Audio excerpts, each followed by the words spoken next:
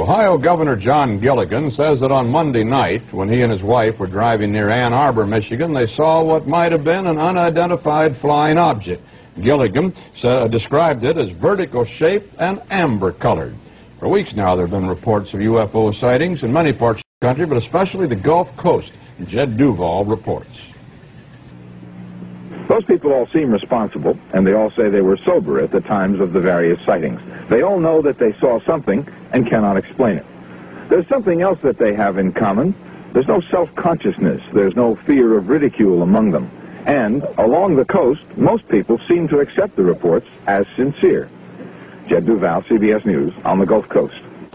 Xenia, Ohio police were flagged down last night by a frantic woman who claimed 3 silver-skinned space creatures were walking the highway. The patrolman caught 2 of the creatures. They were identified as Beaver Creek, Ohio men, costumed in aluminum foil with antennae made from clothes hangers. And that's the way it is. Wednesday, October 17th, 1973. This is Walter Cronkite, CBS News. Good night.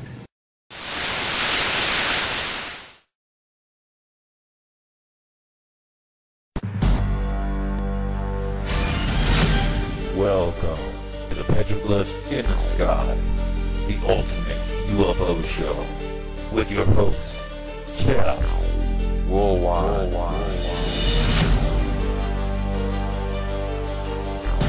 Shortly after 8 p.m., Arizona reported seeing a triangular-shaped object which greeted thousands of people who saw more than stars in the night sky.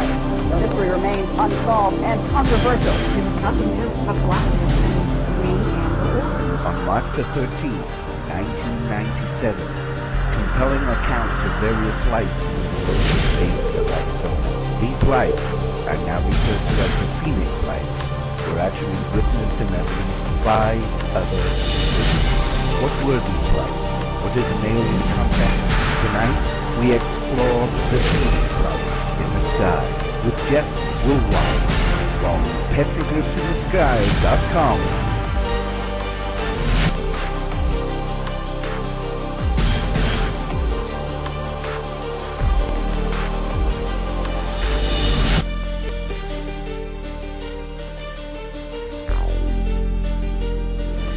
Jeff Woolwine, the first person to do this.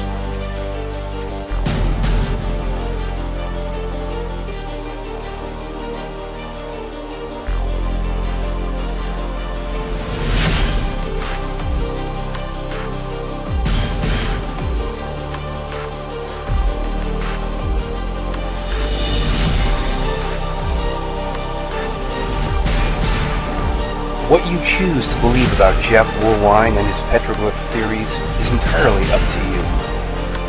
And whether he's a madman or a genius, I guess no one can say. What we can say is that ancient art is riddled with images of strange beings, wheels of fire, and flying shields in the sky.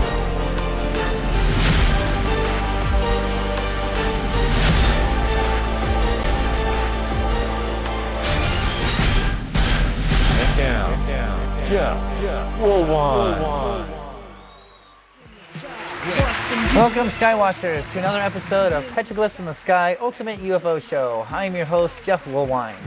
You know, when I was out there in Phoenix, Arizona, and I was studying, UFOs and native, and I had thought that, the Phoenix Lights of 1997, everybody claimed that this huge, craft went over the city of Phoenix. But yet, when we look at the videos, there's only 4 videos there. I mean, if there was this thing that went over Phoenix, as everybody proclaims, you would think that there would be more videos. But yet, we only have 4 videos of this thing, of the March 13th, 1997 event. And these lights, what are they doing? They're doing formations. They're not moving across the sky. They're doing formations between 2 mountains, between South Mountain and the Estrella Mountain. And the Estrella in Spanish means star mountain. So that's kind of interesting. So what I did is I ended up taking a tour with Dave Morris, and I hope you like it.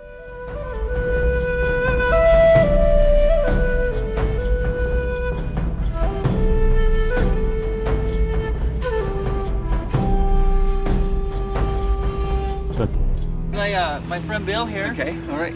And I really appreciate you taking me. Hey, that's no problem. Like, I mean, the worst day hiking is better than the best day. Yeah. Okay, all right. Are you guys ready? Yeah, let's get it. All right. Okay. What we'll do is we'll take this trail. This is where we go, and then we just make a big loop, and we'll come back down this little trail over here. Okay. So, all right. Cool. You don't mind if we videotape? Of course. Then again, you know, here we are talking about these petroglyphs that might actually be recording things that happened as well. Right. So whose history are we talking about? Who's recording this history? In your opinion, are these myths that the Indians are talking about on these rocks up here? You know, I think basically there are three main categories of the carvings, and that would be for ritual or ceremonial purposes. Okay, so you're asking for rain, especially as a desert person. You might want good crop fertility. You might want to have a successful hunt. So symbols, I think, are directed to that, asking for those things in your life. That's probably the biggest category. The second category would be mnemonics, which would be talking about stories. You know, just a little design that sparks the memory of the story, and then you can relate the story to the next generation or whatever. Right. Or to record certain things that happened that they thought were important enough to remember, like the supernovas that happened in 1054, were recorded all over the world in knockout. Wow. And so here's those little things, something really unusual happens. Maybe we should take note of that, so they did a lot of carvings for that. And then the last category is probably as an informational device to actually give you the information you need to survive. And probably the one that most people will point to would be like the spiral design, which I think actually is a water marker. And in some cases, I think I'll agree with that, because they often mark where springs or steeps used to be. For, you know, we've lowered our groundwater so far here that most of our springs and steeps don't run anymore. Yes, I to the spiral topic. You said you know, like some people say that it was, you know, for water, and then other people might think that it's like emergent points. That's correct, yeah. Or a vortex. Yeah, like a vortex, yeah, or and of course that's the big feeling for native people, is that we emerge from the earth. You know, the Hopis talk to us about we're in the fourth world. Right. Because, you know, basically what happened is we screwed up 3 times. So I said, well, let's just start over again. So here we are in the fourth world. So that spiral then, and one of those emergence points into this world. And so kind of think of it like a tunnel, looking down into a tunnel, or maybe up into a tunnel to the next world for that. To the next world, yeah. right. So a lot of different ideas of what it How come he's got a tail? Well, okay, that's our lizard man, all right? And we don't know if he's a lizard or a man, okay. But in deference to the younger audience, we'll say he's a lizard man. Right. Okay, and so he's part of the tradition here. They say that he, when the people first got here, you know, they didn't know how to live in the desert. How do you live in this hot, dry desert? So the lizard people came up out of the sand world, and they taught the people how to live here. When they came up out of the sand world, their tails fell off, and so just like everybody else. And when they were done teaching everybody, they went back down into the sand world, and they grew their tails back. Okay, so that's a power symbol. Lizards are power symbols, things like that, because it's pretty powerful to be able to regenerate part of your body, to grow part of your body back again. So they're power symbols and symbols for change and things like that. And then often, this guy doesn't demonstrate it very well. Often they'll have that little tummy on there, which they call the Gila bulge. And so when you see that little round tummy on him, a lot of the scientists think it's a depiction of the chuckwalla lizard that lives here. Yeah, I've seen those big lizards. Yeah, he's got a big fat tummy. Too. Yeah, And he's an iguana. Yeah. And you know, when he gets scared, he would run into the rock crevice, and then he blows up like a balloon. Oh, so he's got this little tummy then, all right? And that just lodges him in there. You can't pull him out or anything. So that's just defense. So the scientists think, well, then that's a picture of the chukwalla lizard. But our native people are talking about the lizard people, that are the teachers. An emergence point. And the little round tummy is not his tummy, but the hole, actually, that he's coming up into this world through. So when you see that little round tummy on there, he's halfway in our world, halfway in his world, basically, because he still has his tail. From like another dimension. Exactly. Yeah. That's cool. Yeah. I like that. Yeah. This one, you were talking about a bear mask. Yeah, the bear mask. And you know, some people even say that the rings on those concentric circles are this first world, second world, third world. Now we're up here in the fourth world. So. And they have tails also. And then there's the one that I like. Okay. With the two crosses. And there's a line with that cross there on the right, and it seems to be coming out of that hole. Sure. Right? Yeah, and of course that's part of the interpretations now, that they're thinking even the crevices and cracks that are on the rock surface probably may have played a part in what they were trying to tell, what story they were telling or information they were trying to give. And so some people again will say that that crack is like the entrance to the world, the entrance to the earth or the next world.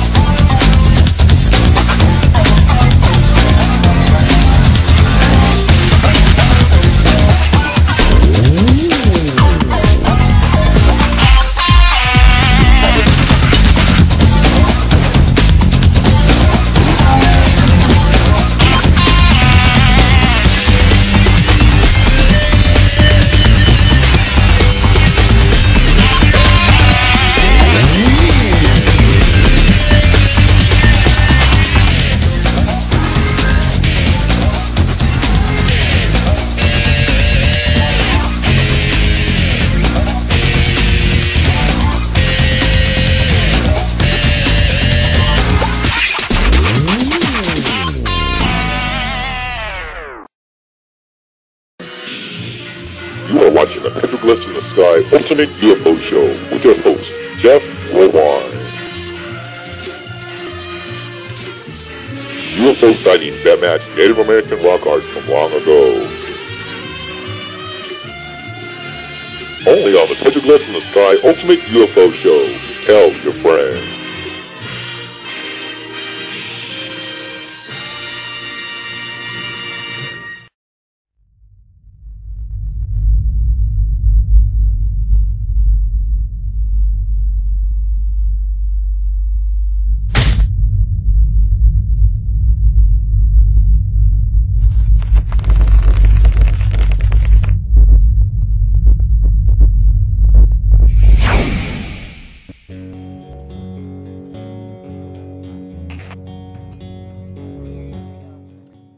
Dave Morris, that Native American you saw at the beginning of the show, you know, when I first was studying UFOs and the Phoenix Lights and stuff, I saw Dave Morris. Now, he's the Native American tour guide out there in the Pueblo Indian Art Museum in Phoenix, Arizona, 40th Street in Washington. Now, one day he was doing a tour for these people, and he's talking about the petroglyphs. And what caught my attention was he was like, there was a person, he was like, yes, it looks like that man, that stick figure man, is looking at something in the sky. And Dave Morris said, yes, that's part of the interpretations nowadays, is that our ancestors, you know, saw things in the sky, you know, that they might have, you know, it's a possibility that they might have recorded what they seen in the sky. So after I had seen that, you know, I was like, wait a minute, hold the phone. We have strange lights in the sky, and now we have strange marks on the rocks out. We have strange rock art on the mountains out there. There's got to be a connection. We have strange lights, we have strange rock art, and I just went on that theory. And so I called up Dave, and I said, hey, Dave, you know, I saw you on Channel 8. You think you could take me up and do a tour guide? I didn't tell him who I was. I didn't tell him what I was doing. And he was like, sure. And so we went up there, and we spent a couple hours on South Mountain. And Dave Morris, he's a great guy. If you ever happen to be in Phoenix, Arizona, I recommend going down to the Pueblo Indian Art Museum, 40th Street and Washington, and say hello to Dave for me, and check out all the museum there. It's awesome. Got some Hohokam potteries and things there. And looks like that's the end of the show. And all the stuff you can see on my website, petroglyphsinthesky.com. And if you've seen a UFO and you know you want to report it, email me, petroglyphsinthesky@yahoo.com. And remember, the petroglyphs not only show our past, but our future as well. See you next time.